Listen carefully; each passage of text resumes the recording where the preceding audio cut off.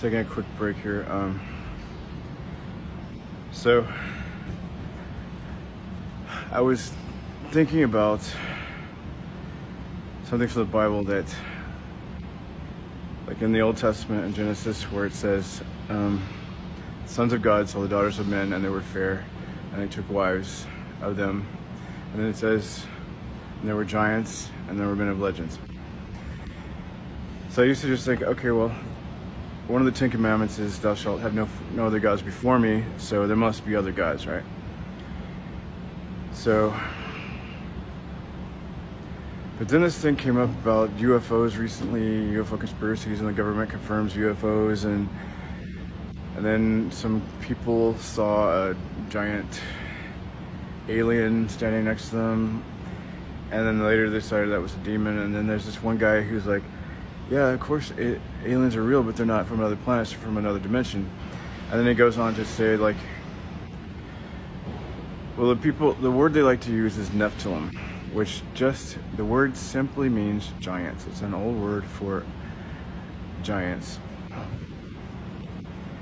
And we know Goliath was a giant, but we know where Goliath came from, his people. And we can trace his people back to the people who separated when Noah, his kids, and their kids had kids. They separated and went different places in the world, and these lands are named after these people. So we can trace Goliath, a giant, a Nephilim, back to Noah, and Noah all the way back to Adam. So we know that they're human, and they do not have a supernatural being. So this theory is that the angels saw human women, and they're like, oh, they're nice, they look beautiful. I think I'll just quit being an angel of God and go take a wife from one of these human women, because of course having a relationship with a woman is much better than being in heaven, right? With God Almighty. It just doesn't make any sense. Like the ultimate glorifying God in the presence of God, and that's not as good as you would leave that to as a woman, take a woman for a wife. It's just ridiculous. But I just always had an issue with that verse. I was like, man, I hate that verse because I don't understand it. So I researched more and more, and Christ himself said that angels, like this whole concept of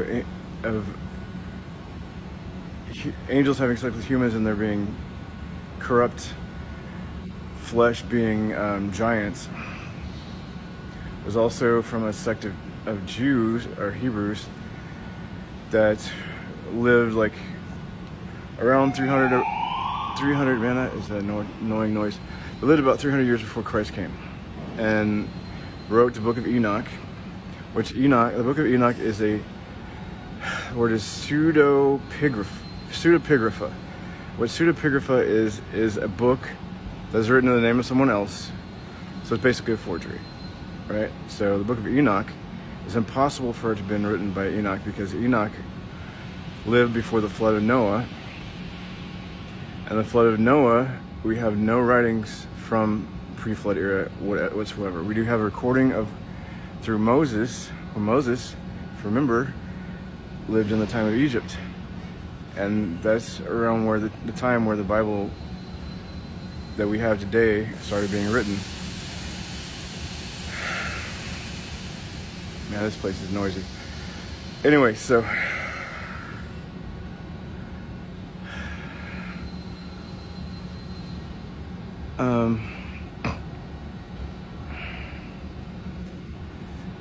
okay, so I had an issue with this verse because I'm like, it's not really possible for there to be other gods, because there's only one God. And as we look in Exodus, God punked all of our gods. They have no power. So how could they have the power to, like, fallen angels would have become false gods. There's supernatural beings that have a relationship with a human and produce a demigod, like Perseus, Hercules, giants, I guess, if people want to say. But I'm like, I started getting to know some Mormon people and studying the Mormon doctrine and what they believe and how far off it is from the Bible. And they also believe that humans, like God was once a human, Christ was once a human, and humans can do good, and then like Christ was not even wasn't even he was human at once, and we became angels, and then we became gods of our own world, according to Mormons. And so you get your own planet somewhere. There's a lot of problems with this because God is a spirit, and God lives in the spirit world. He is a non-corporeal being.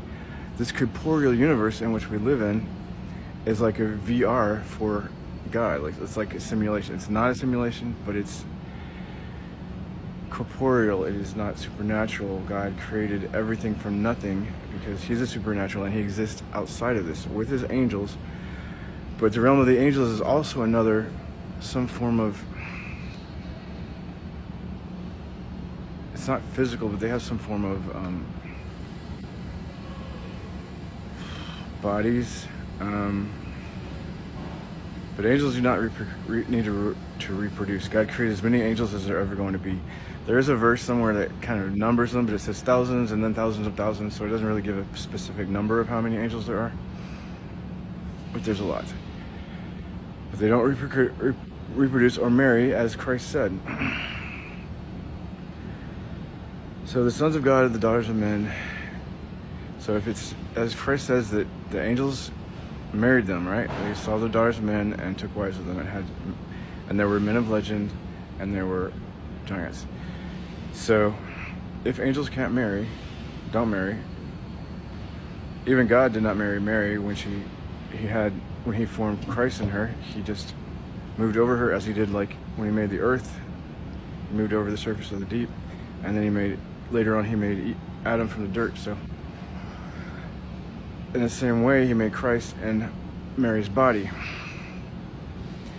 And a female human only has X chromosome. She doesn't have XY chromosome. She doesn't have the Y chromosome comes to the man. So if Christ was a man, then God created the Y chromosome parts for him. And only God can create. So therefore, no other angel could possibly create a human being in a woman.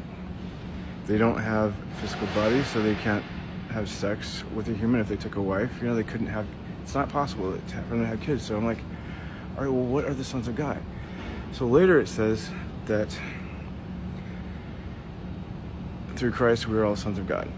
And of course, in the context, sons of God is also, if you have a relationship with God, it's sons and daughters, okay? So it's not always just men or male. Typically, historically, woman is included in mankind. It's just women have extra parts and less parts so they can produce children. That is such an annoying noise. So, sons of God, daughters of men. So I researched it further, and what I found was that the sons of God are people and angels who have a relationship with God. In Job, it mentions, and I believe Job was, first you're like, well, Job reads kind of like fiction, but apparently there was a person named Job, and he's referred to in other places in the Bible, along with like Moses and Abraham. So apparently there was a person named Job, but like who wrote the book of Job? According to tradition, it was Moses. So it's a story telling about the sons of God went before God to present themselves, and Satan was among them. So in this verse, it separates Satan from the sons of God, and Satan means adversary, enemy. So he was with the group of supernatural beings that were going before God to report in like what's going on earth. So we have the context of humans. So who are the sons of God in Genesis? Upon further research, apparently the sons of God in Genesis were humans. Like after Adam and Eve sinned, they got kicked out of the garden and they had babies. But Adam and Eve, like, they personally had a relationship where they could like walk around the garden with God. So he manifested himself, he appeared to them in person, as he did with Moses on Mount Sinai and Abraham. So after we got kicked out of the garden, that didn't happen as much. So people didn't have a relationship with him, and apparently the society separated into children of Seth and children of Cain, and children of Cain became Canaanites, are also, well, the tribe of man, apparently, from my research. And then people started praying to God and started having relationships with God, including Enoch. He said men began to call upon the name of the Lord. So at this point, people started having a relationship with God, and these people, since they weren't called Christians yet, or Jews, or Hebrews, they were called sons of God. So people who had a relationship with God were called sons of God. And I had a huge problem with doctrinally, angels can't reproduce with humans. They're non-corporeal, they're supernatural, non-physical beings. So they would have to have a body to marry and have intercourse with a human to produce a baby. And then all spirits come from God, so an angel can't put a spirit into a baby, demigod or not. They would have to possess it themselves, right? But then you get to the point where only God creates something from nothing. A spirit and Y chromosomes. So it cannot be that sons of God were angels in that context, in that verse. And the old Hebrew, they didn't use punctuation. So sons of God saw the daughters of men, and they were fair, and they took wives. So that's one idea, one statement. They were giants, and they're men of legend. Well, I've been researching a lot of the pre-flood Earth, which apparently we had a ring around Earth. There was much more moisture and pressure and oxygen in the atmosphere. And we have plants and fossils to prove this, that things grew much bigger. So there were giants of all species. That's obvious. But what we don't know is how the human body performs in a perfect environment.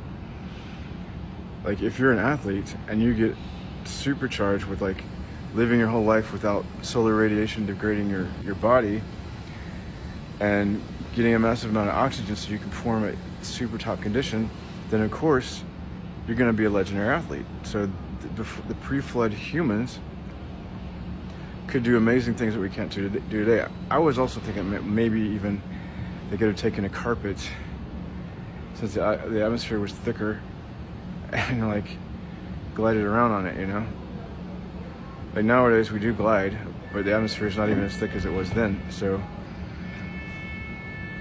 it may have taken less to glide through the atmosphere then as it does now. Anyway, so that's my take on it. I'm a preacher's kid. I grew up reading the Bible, and until recently, I really never even heard of the Book of Enoch until recently. And my brother wanted to argue with me about it, and about Nephilim and the Watchers and all of this garbage. And he was showing me a hot weather balloon tumbling, not a hot weather balloon, but a weather balloon tumbling in the atmosphere with clouds going past it. And it was and that's clearly a weather balloon, and it's not moving really fast. It's tumbling in space there, and the clouds are moving under it, so it's not moving. And then there was this redacted radio conversation between some Navy pilots in a zone where I have worked in the United States Navy when I was in the Navy, and they're in a training area, and they were tracking something, and they were like, "Wow, what is going on?" And it sounds like it's a tracking UFO. And yeah, it was a UFO, but it wasn't a space alien UFO. It was our stealth drone that we have. It doesn't take much to figure that out, what that was, but people are just so desperate to believe in space aliens or interdimensional beings that they just don't want to know the truth or face the truth. I mean, does it sound boring that angels can't have sex with humans that produce giants? Maybe it is kind of boring, but you can't put your faith in mythology and lies. And I find it is very interesting when humanity could do amazing things before the flood of Noah. You know, I find like applying the science, like what was the flaming sword spinning around the Garden of Eden with creatures in it? Well, that seems like that was the Northern Lights, because before the flood of Noah, the atmosphere was thicker, kind of like on Jupiter. Those polar lights are bigger than the Earth, and they're extremely powerful. And there's always like a more intense spot towards the sun, towards the east. And like other mythology kind of say that in the Northern Lights, it's foxes running, like fire foxes running around. And the Bible says it's cherubim, and a cherubim is a winged four-legged creature, so that kind of fits with what people see in the Northern Lights. So I find it more interesting to discover the truth than it is to believe in mythology and what is the word? Pseudepigrapha, the Book of Enoch, than to, you know, you don't want to put your faith or build a doctrine, false doctrine of lies. You want to put your faith in the truth, you know, because we all need the truth. We need a reality. We can be grounded in a reality, in the truth of Christ dying for us. We're needing Him. Like one person sinned and caused us all to be under sin, and one person died to free us from being under sin. So the point of everything is, as a Christian, a son of God through Christ, is to share the gospel of Christ, that everyone can be redeemed and saved. And the things about UFOs and the Book of Enoch is just a distraction to take people's mind away from the truth of Christ, the truth, you know. So I hope people who took the time to listen to this learned something and benefited from this.